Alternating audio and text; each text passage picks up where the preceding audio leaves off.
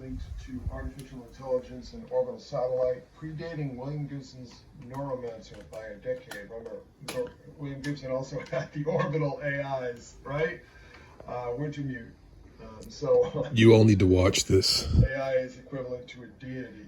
Yes. I'm only an hour into the 2.5 hour Brother, presentation. So, It's incredible. Again, I mean, people are just taking ideas from his stories left and right. I don't know if you've read. And on the left is the planet. And the same thing where they're hideously scarred and they encase themselves in armor and so on. Becomes Chewbacca. We have the leader of the pack, Mr. Fantastic becomes, and then we have, the Billy D. Williams character, pretty much direct parallel between Thor and the Recorder and C-3PO and Luke Skywalker. Even the Emperor Palatine and Desaad. It's because we can see the eye and the mohawk taken straight from there. Most importantly, the direct communication with patron deity.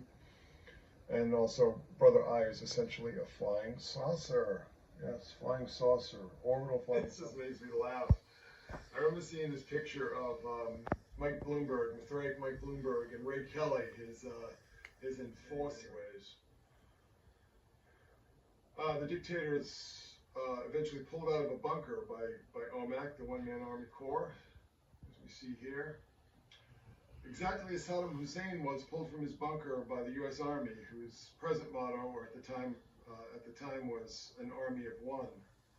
Note the beards and the open mouths. Saddam was in his little underground lair, or so we were told. I don't know, whatever. But Kirby was anticipating all that by almost 20 years.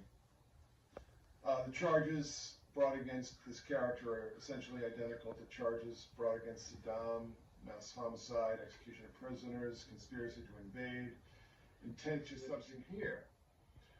Look at that. Yeah. Aside from the balding of his distant past and so on. At the same time, now this is important. So at the same time, we have this Iraq war storyline, okay? We have UFO, the wildest trip ever. We see Marduk, Babylonian sky god, featured on the cover as a lamasu, identified with Iraq and Baghdad Museum. So this storyline is about another interdimensional alien. They all come through the Stargates, who comes here and is stealing all of these massive treasures from Earth.